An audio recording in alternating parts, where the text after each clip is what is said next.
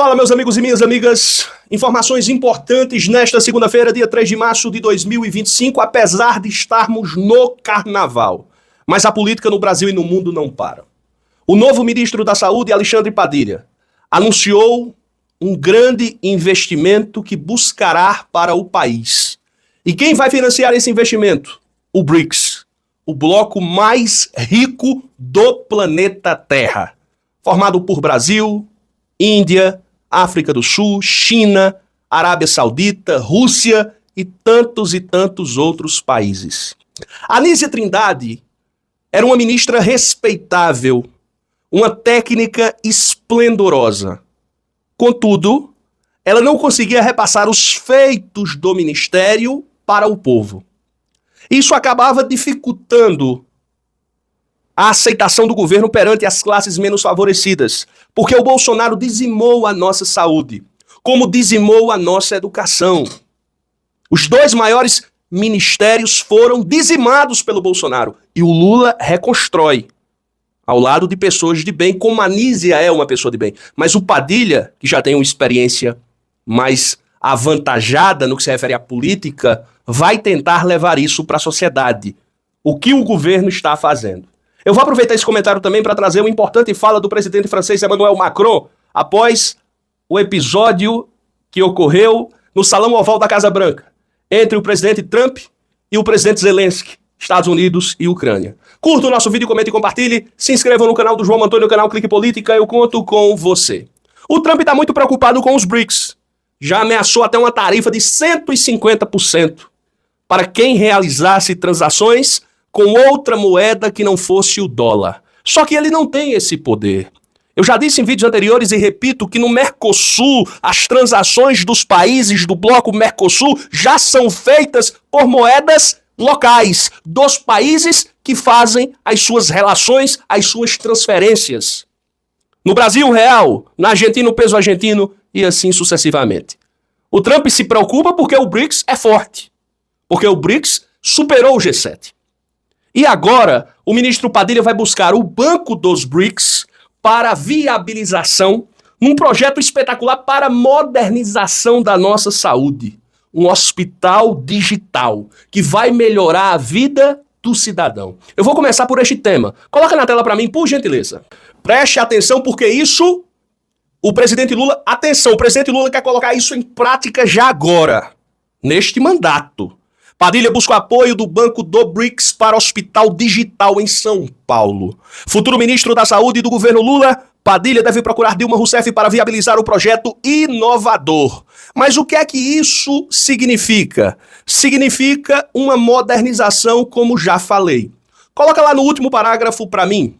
A proposta de um hospital digital e inteligente visa modernizar o atendimento à saúde, utilizando novas tecnologias para aprimorar o diagnóstico, a gestão hospitalar e a eficiência no atendimento aos pacientes. A parceria com o banco pode garantir o financiamento necessário para tornar essa ideia uma realidade em São Paulo. O Brasil enviará à China professores da USP, médicos, inclusive cardiologistas renomados e técnicos da área da saúde. Eu acredito que o ministro Alexandre Padilha também deve ir à China para conversar com a presidenta do banco, Dilma Rousseff. E esse projeto, com certeza, será aprovado pelos países do bloco. Com isso, Lula vai dar mais um grande passo no que se refere a benfeitorias por São Paulo. Recentemente anunciou uma obra de 6 bilhões de reais.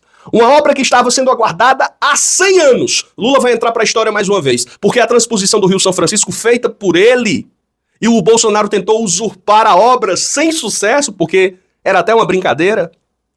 O Lula, que conseguiu essa obra histórica para o Nordeste, repito, a transposição, consegue agora o túnel Santos-Guarujá. 6 bilhões. É obra do Lula e não do Tarcísio. É bom que vocês entendam isso. E agora um hospital digital modernizando diagnósticos, atendimento para o bem do povo. E eu parabenizo o Padilha pela iniciativa e tem que buscar e tem que concretizar essas ações para que o povo sinta. Nada de efeito aerosol. Anuncia algo e fica no ar, depois some. O abstrato não é sentido pelo povo, o que vale é o concreto. Esse programa, por exemplo, essa liberação do dinheiro do FGTS é algo concreto, vai injetar 12 bilhões na nossa economia. O governo vai dar uma alavancada forte. A questão da distribuição de gás de cozinha para pessoas carentes é algo concreto que as pessoas vão sentir. Um alívio no bolso extraordinário. É algo concreto. E tudo que o governo faz de concretude é rejeitado pelo mercado financeiro e pelos seus serviçais. Quem são os serviçais? São os blogueiros da Globo News. Os blogueiros, as blogueiras, os editorialistas do Estadão, da Folha, do Globo. É esquecer esse povo e focar. É esquecer esse povo do mercado e pensar no povo do supermercado. Correto? Para fechar esse vídeo, eu queria comentar com os senhores uma fala bastante contundente do presidente francês Emmanuel Macron. Todos nós vimos o fatídico episódio no Salão Oval da Casa Branca, onde o Trump humilhou Zelensky, onde o Trump expôs a vontade dele de roubar os recursos naturais raros do povo ucraniano, não do Zelensky, do povo ucraniano. Esse Zelensky trouxe muito prejuízo para a Ucrânia e para o mundo. Eu vou colocar até um vídeo do Guga Chakra que mostra isso. O Guga tá com medo, né? Porque nunca viu, de fato, nunca se viu na diplomacia algo tão grotesco como foi aquilo no Salão Oval. Mas tem um trecho da fala dele, eu vou colocar a fala completa. É um vídeo rápido para fechar, certo? Mas tem uma fala que ele diz o seguinte: o Zelensky, quando chegava nos Estados Unidos, era recebido como um herói. Era todo mundo aplaudindo ele, tanto do Partido Democrata como do Partido Republicano. Será que não foi isso, Guga Chakra, que o levou a cometer erros primários? Não tem aquele velho ditado? Quem nunca comeu melado quando come se lambuza? Não existe aquele ditado, aquele jargão utilizado por nós? Será que não foi isso que aconteceu com o Zelensky? Que quando o Lula disse, olha, não dá pra gente negociar a paz sem conversar com o Putin, o Zelensky olhou e disse, a opinião desse cidadão não vale rigorosamente nada. A opinião do Lula. E agora ele tá vendo que o Lula disse a verdade, porque o Trump tá querendo fazer um acordo de paz sem conversar com a Ucrânia, quer fazer apenas com o Putin. E olha que eu também não estou aqui a defender o Putin, de forma alguma. Mas as medidas adotadas contra a economia russa foram muito pesadas e aquilo não iria levar à resolutividade do problema. O que foi que ocorreu? Pra gente ser bem sincero, a Hillary Clinton perdeu aquela eleição e houve uma informação de que houve um ataque cibernético da Rússia contra os Estados Unidos e o Obama sempre guardou o rancor do Putin e o Biden, quando venceu o Trump, ao invés de fazer uma política diferente no cenário internacional, deixou Netanyahu assassinar crianças na faixa de Gaza e hoje esse vagabundo desse Trump, aí é que ele está corroborando e até defendendo o genocídio do povo palestino.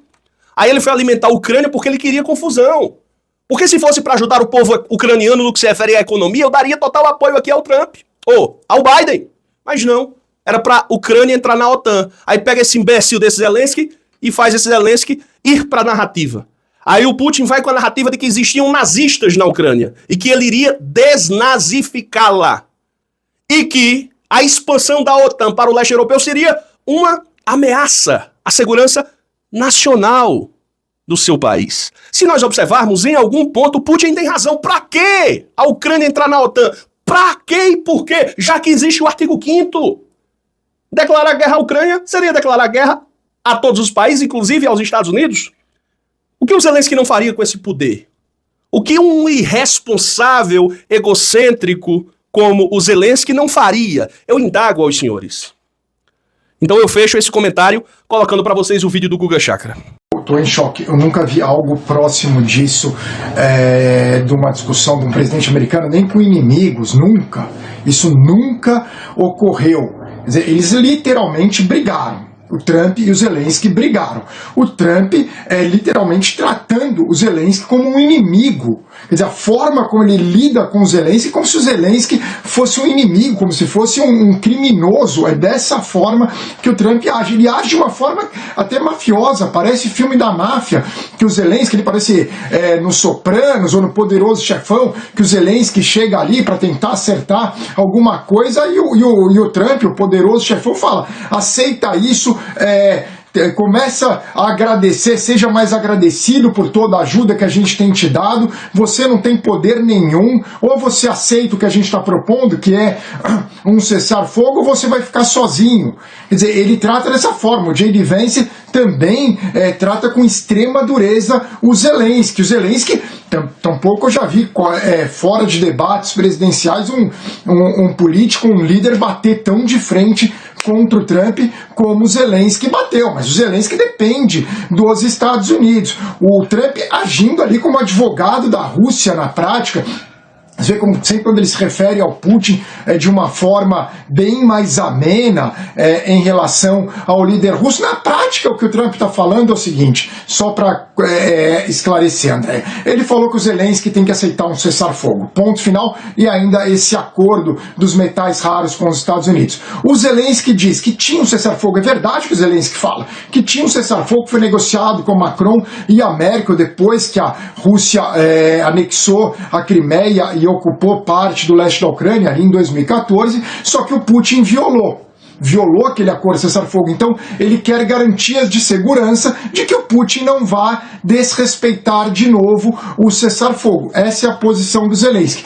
O que o Trump diz? Olha, Zelensky, o Putin desrespeitou porque eram figuras fracas que estavam no poder. Era porque estava o Biden. Quando Trump, estava no poder, o Putin não desrespeitou. Para o que o Zelensky argumenta é o seguinte, olha, enquanto o Trump estava no poder de 2017 a 2021, a Rússia estava dentro da Ucrânia, tinha Crimeia anexada e morriam pessoas ali nas ações militares russas. Então são essas duas posições entrando em choque nesse momento. Mas a grande questão mesmo, Andréia, é uma ruptura gigantesca. O Zelensky, 1 ano, 2 anos atrás, vinha para os Estados Unidos, ele era recebido no Congresso de forma, assim, com apoio de todos os republicanos e todos os democratas. Ninguém batia de frente com o Zelensky. O Marco Rubio, que é o secretário de Estado do Trump, era um fã do Zelensky e tratava o Putin de forma terrível. Vê como eles mudaram, é uma mudança, uma guinada tremenda daqueles Estados Unidos pró-Ucrânia, pró-Ocidente, né, aliado da Europa, para os Estados Unidos que trata o Zelensky como adversário, o Putin na prática como aliado, por mais que o Trump fale que esteja no meio do caminho, e lembrando que a Europa quase inteira está com o Zelensky, então também é uma ruptura do Trump com o Ocidente europeu, né, com a Europa. Amigos, para fechar, eu queria dizer que você, com seu celular, você pode faturar uma boa renda extra trabalhando de casa. Mas como, João? Mas já imaginou R$ 1.500 a mais no final do mês? R$ 2.000 a mais no final do mês? Você trabalhando de casa, usando o celular. Pela internet, hoje nós temos várias plataformas sérias. Agora não é negócio de jogo de azar, não. Deus me livre, é para trabalho, né? Eu já utilizo a internet em várias plataformas, trabalhando nas horas vagas e faturando o meu. Caso você esteja interessado, vai aqui no link Renda Extra, você vai conversar com o nosso amigo Clayson. Coloca a foto dele aí. Esse cara é de extrema responsabilidade, tá certo? Então, amigo, saia da era analógica e vem pro digital. No digital dá para fazer uma renda extra boa, trabalhando, repito, de casa. E no horário que você quiser. Você que diz. A luta continua.